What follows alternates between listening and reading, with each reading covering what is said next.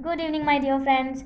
आज हम करेंगे क्लास 11 का biology second chapter biological classification. सबसे पहले हम इसमें देखेंगे कि जस्ट एक समरी है बायोलॉजी क्लासिफिकेशन की with their notes, summarise notes. सबसे पहले हम देखेंगे कि अर्लीस्ट क्लासिफिकेशन कब हुई थी। अर्लीस्ट क्लासिफिकेशन एरिस्टोटल ने दी थी, जिसमें उसने प्लांट्स और एनिमल इन दो किंगडम में क्लासीफाई किया था। ये हो जाती है two kingdom classification given by the Aristotle. एक आते हैं प्लांट्स, दूसरे आते हैं एनिमल्स। प्लांट्स को भी तीन में डिवाइड किया था, ट्रीज में, श्रब्स में, हर्ब्स में। ट्रीज जो कि वो सबसे बड़े होते हैं, श्रब जो उनसे छोटे होते हैं, हर्ब सबसे छोटे। एनिमल्स को डिवाइड किया था इनेमिया में और एनेमिया में। ई वाला एनीमिया जो होते हैं इनके पास रेड ब्लड सेल्स जो होते हैं वो प्रेजेंट होते हैं, एनीमिया के पास रेड ब्लड एब्सेंट होता है। फिर आती है इनकी क्लासिफिकेशन पे। अभी हम टू किंगडम क्लासिफिकेशन सिस्टम देख रहे थे, अब हम देखेंगे five kingdom classification system. Two kingdom classification Linnaeus ने दी थी, थ्री किंगडम हैकल ने दी थी, फोर किंगडम कॉपलैंड ने दी थी, five kingdom classification R H Whittaker ने दी थी, सिक्स किंगडम कार्बूज ने दी थी। इसमें जो इंपॉर्टेंट है वो ये है कि टू किंगडम क्लासिफिकेशन के नाम याद रखने हैं, किसने दी थी और उसमें क्या क्या था। फाइव किंगडम क्लासिफिकेशन और सिक्स किंगडम क्लासिफिकेशन, ये तीन इंपॉर्टेंट है। सब में प्लांट एनिमल आएंगे। डिफरेंस कहाँ आता है, जो टू किंगडम क्लासिफिकेशन उसके बाद सिर्फ प्लांट एनिमल जो हमने यहाँ देखा सिर्फ यही आएंगे। फिर थ्री किंगडम में आता है कि जो plant animal with adding protista, एक प्रोटिस्टा इसमें ऐड हो जाएगा।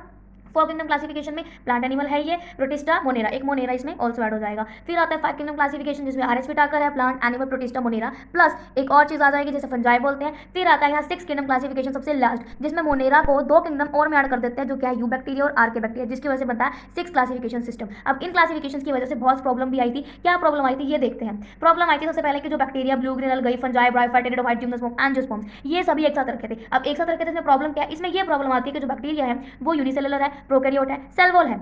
जिम्नोस्पर्म सेल वॉल है बट ये यूकैरियोट है। इसको प्लांट के अंदर रखा था और ये बोला था कि इसमें सेल वॉल सबके पास होनी चाहिए। सेल वॉल सबके पास है लेकिन फर्क क्या है, ये प्रोकैरियोट है और जो जिम्नोस्पर्म है वो यूकैरियोट है। फिर उसके बाद फंजाई और प्लांट दोनों को एक साथ रखा। फंजाई तो हेटेरोट्रोप है, अपना खाना खुद नहीं बना सकता, लेकिन जो प्लांट है वो खाना खुद बना सकता है। तो यहाँ पर ये प्रॉब्लम आई थी कि एक हेटेरोट्रोप और एक ऑटोट्रोप को साथ रखा हुआ है। फिर आता है यहाँ पर क्लेमिडोमोनास और स्पाइरोगेरा। क्लेमिडोमोनास एक यूनिसेलुलर ऑर्गेनिज्म है, स्पाइरोगेरा एक मल्टीसेलुलर ऑर्गेनिज्म है। इनका भी ग्रुप बना दिया एक साथ, तो ये प्रॉब्लम आ गई। फिर आता है फंजाई। फंजाई की जो सेल वॉल होती है, इन दोनों की सेल वॉल में डिफरेंस है। फंजाई की सेल वॉल काइटिन से बनी है, डायटम की सेल वॉल सेलुलोज से बनी है, तो इसलिए इन दोनों को भी साथ रखने से प्रॉब्लम आ गई। इन सब प्रॉब्लम को ठीक करने के लिए आते हैं R H Whittaker. R H Whittaker ने फाइव किंगडम क्लासिफिकेशन दी थी और उसका क्राइटेरिया दिया था। क्राइटेरिया देने की वजह से ये प्रॉब्लम सोल्व हुई थी।